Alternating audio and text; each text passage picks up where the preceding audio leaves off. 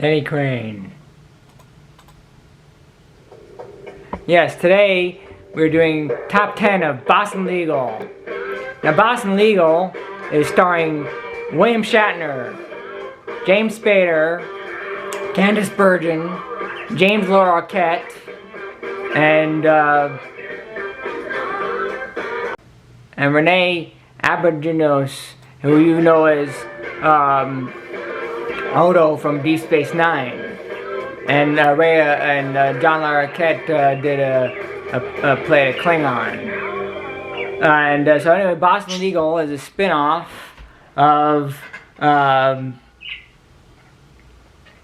Practice, which is owned by David R.E.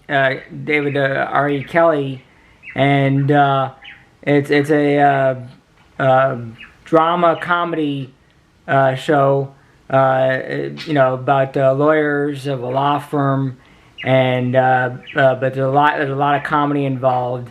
So it's one of those comedy drama TV shows. And today we're doing the top 10 of those, and of course I love William Shatner, and William Shatner, of course, is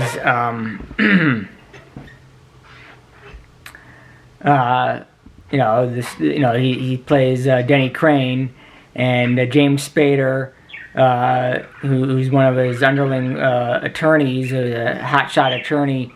The two main characters, and of course Candice Bergen and John Larroquette, and Renee Aberginos also play attorneys and partners on the television show.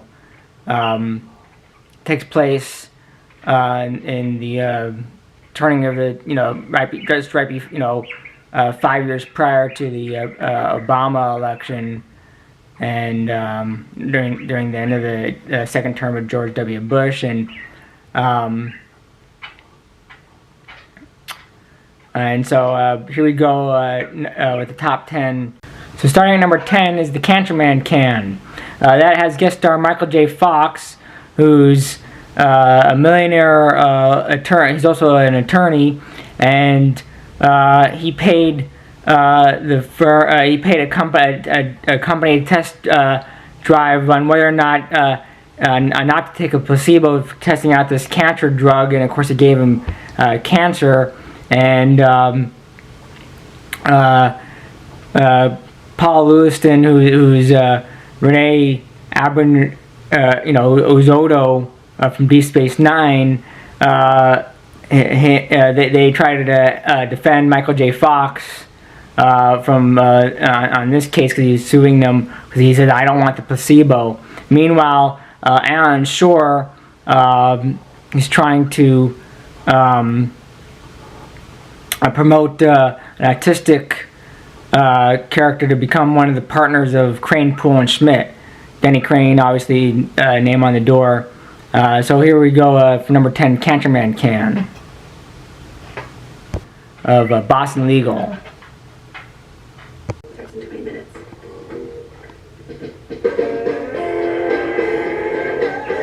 And now we turn our attention to our next candidate, Brad Chase. Sorry to interrupt. I have an urgent announcement to make regarding national security. I don't think our country is being run very well. That concludes the national security announcement. Now, on to other business. I'm looking at a group of partners in a world-class law firm, each of whom owes some of their success to Jerry Espenson. When any of you is stumped and you need someone who has an encyclopedic knowledge of the law and the creative spark to know how to apply it, whose door do you knock on? Mr. Shore, we appreciate your input, but you are not a partner. Yes, but that's only because I can't be trusted. I have here the confidential report on Jerry Espenson, known to some of you who should know better as Hans. This report, while acknowledging that Jerry works very hard and has an astute legal mind, also makes some veiled references to inappropriate behavior. But really, this is about money, isn't it? And whether Jerry Espenson brings in enough. And don't we all just love our money? You people must realize that once the Rainmakers have brought in the $1 million accounts, those clients expect excellent representation for their money. And Jerry is a big part of what they're paying for. My God, why isn't being brilliant enough? Why can't a lawyer be a valuable asset to this firm without being a smiling Ken doll with an aggressive handshake? Does everyone in the firm have to be this guy?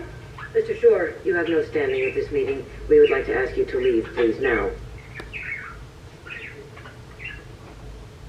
Jerry Espenson has given 15 years of his to this firm. His work has... Coming with number 9 is Dances with Wolves, and that is when Denny Crane, William Shatner, and Jerry Espenson are coming in the garage, and Denny Crane obviously has a concealed gun, but the problem was the two of them being held up and held at gunpoint, and Denny was self-defending himself. I mean, number 9, Dances with Wolves. The guy pulled a gun on me. I pulled mine on him. Yes, the issue here isn't self-defense. So it was self-defense. Absolutely. I mean, I didn't have my gun. You'd be dead. Gun? Fee I had to shoot. Boom. Saved my life. And Jerry's. Didn't shoot to kill. Just a wound. Took a knee. And 2 feet. Boom. Boom. And boom. Objection! You think this is funny? Funny. Did you have a chuckle the last time somebody pulled a gun on you? This case is about concealing a handgun on the person, not about self-defense. That doesn't mean we can ignore the reality that if Mr. Crane didn't have his concealed weapon, Dead. gone. Benny. Boom. Boom. And boom. Objection! Stop it! You gotta love William Shatner, and you gotta love John Larroquette, with their humor. The judge, he played the head Nazi and from the Blues Brothers. He was that character. Also, Shelley Berman, who was another one of the judges in this program, apparently went to a Hebrew school with my grandfather. That's what I was told. Point number 8 is Fine Young Cannonball, where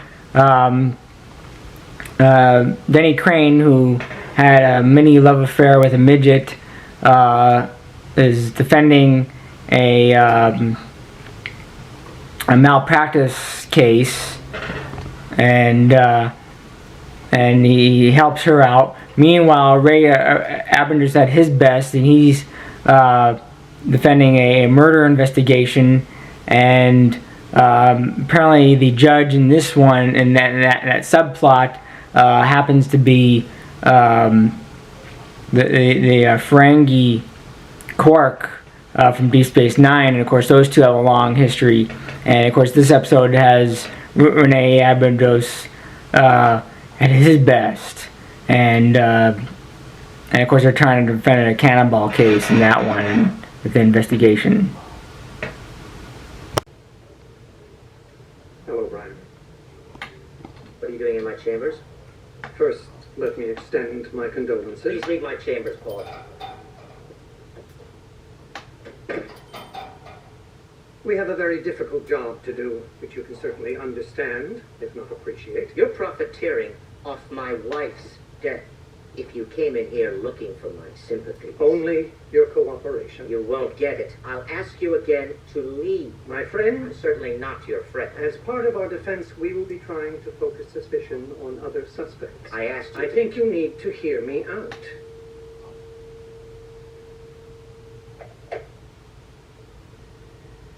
We know from our investigation so far that both you and your wife were being treated by Dr. Zachary Simon. We also have reason to believe that your late wife was engaged in extramarital relations with other men. I can explore this with you now, or in a much more public forum during your testimony. You're threatening. I am warning you that we will do whatever we have to protect our client. On the chance that somebody else killed her, you must be willing to at least... Your client killed my wife. There's no evidence of anyone else even being here. Except you. Is that where you're going with your defense, Bob? We will go down any path that leads to reasonable doubt, and yes, my friend, that is the threat.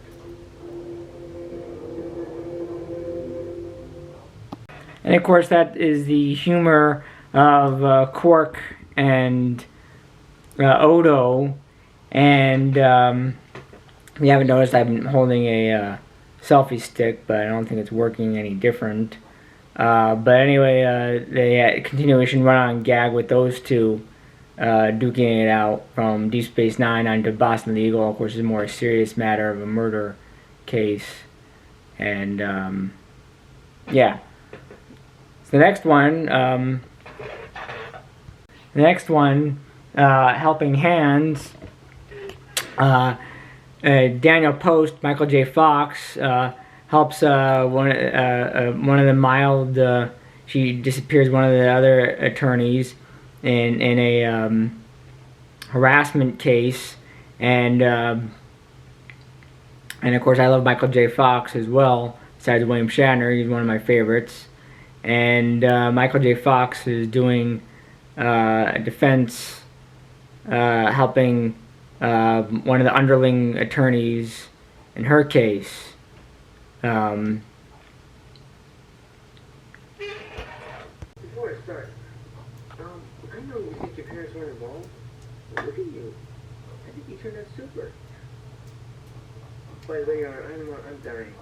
I object. He's trying to garner sympathy, Your Honor. Not at all, Your Honor. I only need to say that my current situation gives me a unique view on life. Sustained. Mr. Post, proceed with your closing. Right. Moving on. The Gearings want to be involved in their child's education. And they should be. But in their zealotry, they left one thing out of the equation. The teacher. Because let's face it, Your Honor, we treat our teachers like crap. Instead of training our educators properly and believing in them and incentivizing them with decent wages, we disrespect them, we challenge them at every turn. And the government and the No Child Left Behind Act have created a monster. Instead of teaching children to be innovative, our educators are forced to teach to the test. And it's been documented that nationwide, some teachers are themselves cheating on those tests because their salaries, their bonuses, their job security are linked to the test scores.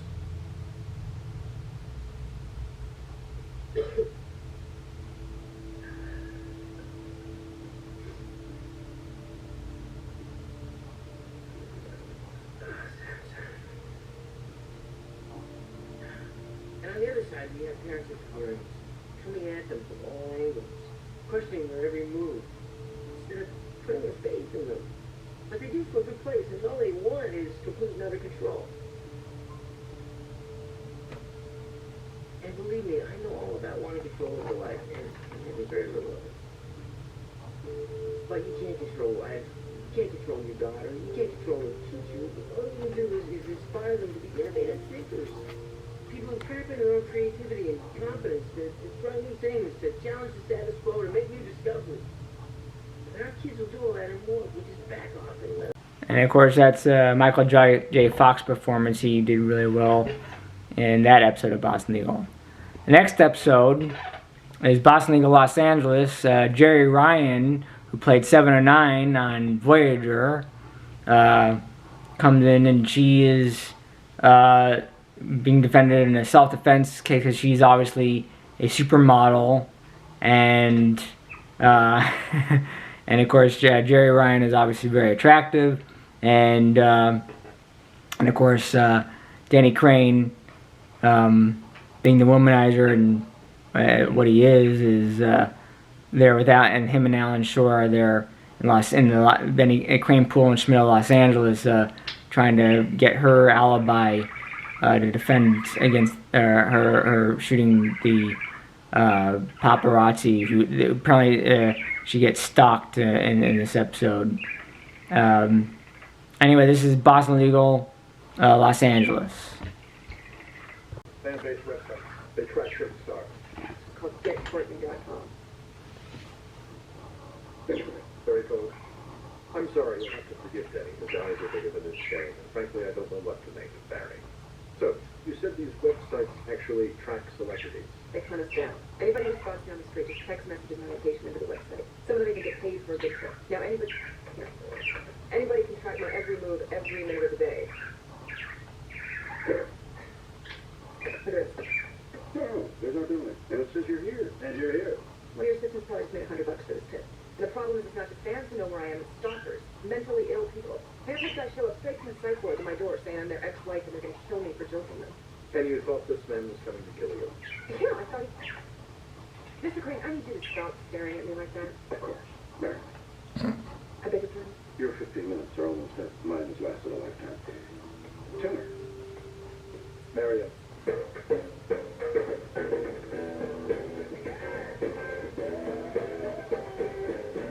Bill Combs, Marlene Stanger, 10:30. I think she stepped out of the building for a few minutes. Let me try this out. Are you here for Marlene Stanger? She was recommended to us. We made an appointment, but she doesn't appear to be here. Doesn't sound like Marlene. I'm Denise Sauer. I work very closely with Marlene, and I know that she is swamped. Why don't you come to my office and talk?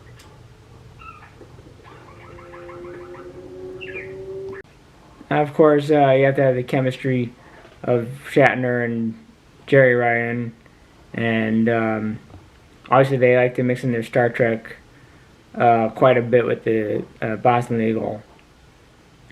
The next one is the Thanksgiving episode. I believe it's season 4 or 5. It's probably season 5, and remember the place is called Crane, Poole, and Schmidt. Edwin Poole, beginning of the TV show, was committed. He was for indecency, and he got released from mental institution. But this is Thanksgiving with the main cast.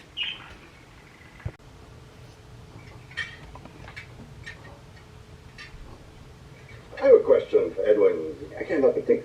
Hey, you're a bit of a method, right? I am. Carrots, please. Why would social services ever put a child in your care? What's wrong with me other than being mentally unbalanced? This is a country that regulates everything, except Wall Street and the rich that run them up. But everything else, parenting, that's the hardest job anywhere. What's your point? How do we pass on children to nut jobs, especially for the black children, who typically are at risk and need the best parenting?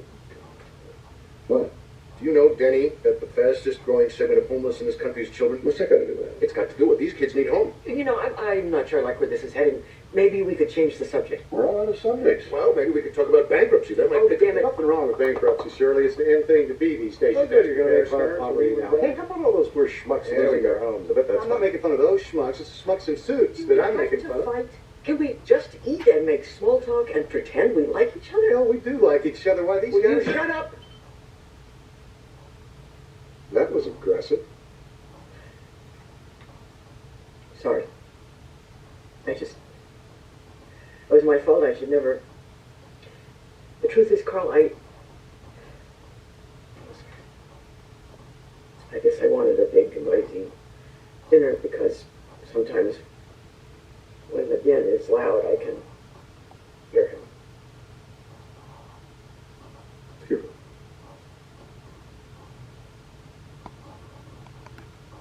My father.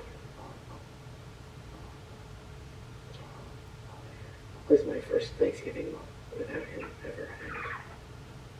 And I apologize for that. It's hard to face the quiet. I guess I can find comfort in it.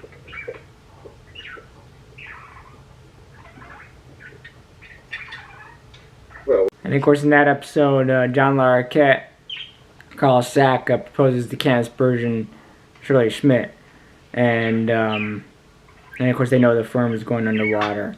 Next one is the Court Supreme. Alan Shore and Denny Crane actually get a chance to be lawyers, attorneys in the Supreme Court of the United States, in front of the 9 justices of the Supreme Court. I'd rather be fishing. Go get it.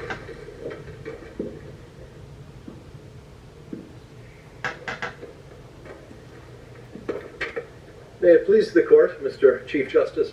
Currently, there are 3,300 people on death row in this country. My client is one of only 2 commit murder. You here to give us a box score? I'd like to provide a context, Your Honor.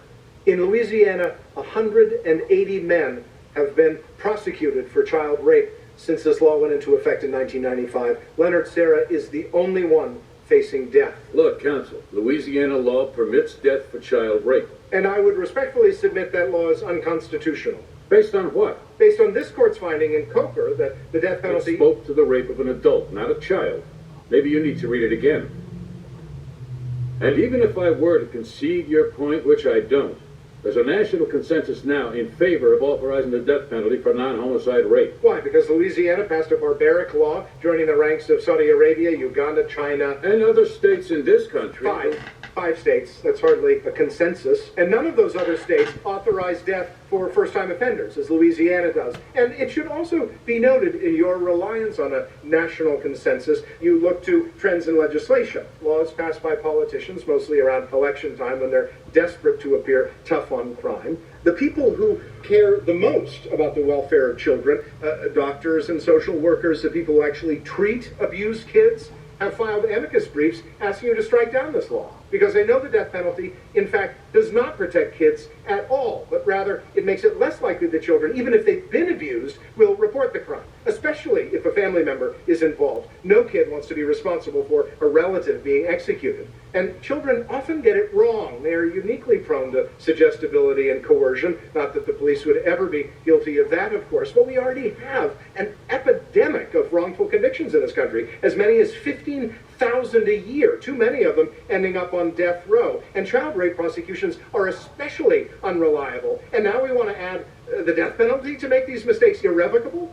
Whatever one's feelings are on capital punishment, and I realize with this court one seems to be for it, you simply cannot ignore the fact that we often screw it up. We convict the innocent, we botch executions, which is why many states have declared a moratorium on capital punishment. That's your true national consensus. And yet, here comes Louisiana seeking to expand the death penalty to non-homicide cases. And this is my favorite part, to kill the mentally disabled. Are we serious? This defendant was never officially promoted. One of James Spader's best. Next is Finding Nemo Bay, where Denny Crane and Alan Shore have to go on vacation, and of course they realize that there's the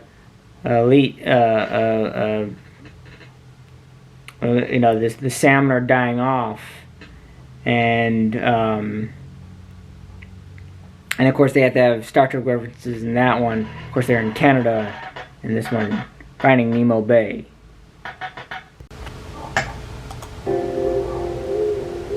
Oh my God. This book, A Stain Upon the Sea, all about these sea lice. Interesting. They call them Klingons. Did you say Klingons? You have to like Captain Kirk, Denny Crane. They go together. Next is Patriot Acts, and that's number 2, and it's about one of the judges suing to have Massachusetts separate from the United States, and because this country has gone downhill ever since George Bush has become president. Patriot Acts. This is not about the people of Concord hating America, just the opposite. We are simply seeking to form our own government, one that reflects the values of America that used to be. Which values are those, sir? Freedom of speech, freedom of religion, majority rule, for starters. You don't think America currently values those things? Certainly much less so. Today, one does not even have the right to protest at a presidential appearance. We have things called free speech zones. News crews are not allowed to film the return of military caskets from Iraq, lest the public get the awful idea that soldiers are being killed. This is censorship worthy of the Cold War Soviet Union, not the United States. Certainly not the America I love. Well, since we are in a time of war, maybe the rules... Yes, and typically in war, we observe the Geneva Convention. That's no longer the case. We torture. We lock people in prison camps like Guantanamo, with no opportunity for a real hearing. We are guilty of the very oppression the colonists reared up against to begin America. Thank you, sir.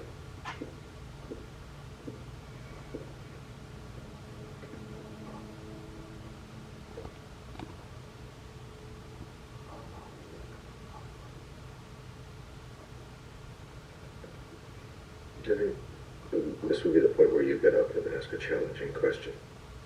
Do you have any?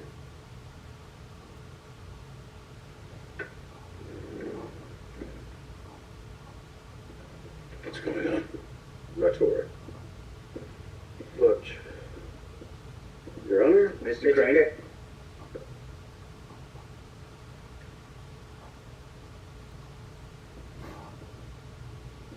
You mean it's old America? That's exactly right. In old America, we would never censor free speech. No, we would not. Even though Woodrow Wilson jailed 5,000 Americans for speaking out against World War I. That's one example. Would you like a lot?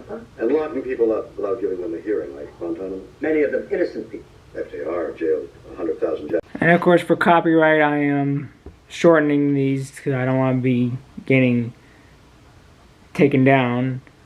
I'll be uploading this tomorrow, obviously. Anywho,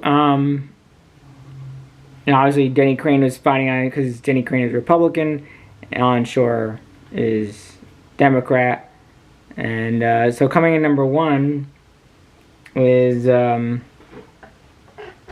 Made in China. Obviously, everything's being made in China these days, and China might be taking over. But the number 1 is the firm fighting Chinese people taking over the company.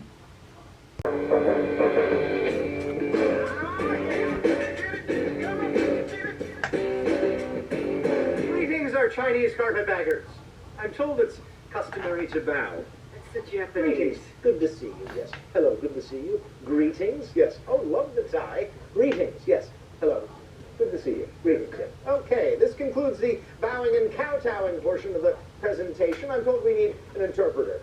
Who would that be? Actually, Mr. Shore, almost everybody here can understand English. And since this is a unilateral presentation, why don't you just talk? Excellent. We didn't allow time for you to speak anyway. I'm having second thoughts about that tie, though. Oh, good, he does understand. So, where to begin? How about welcome to Crane Pool and Schmidt? I'm afraid you're all fired.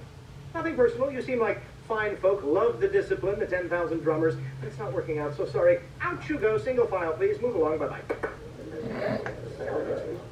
Mr. Shore, we now own the firm.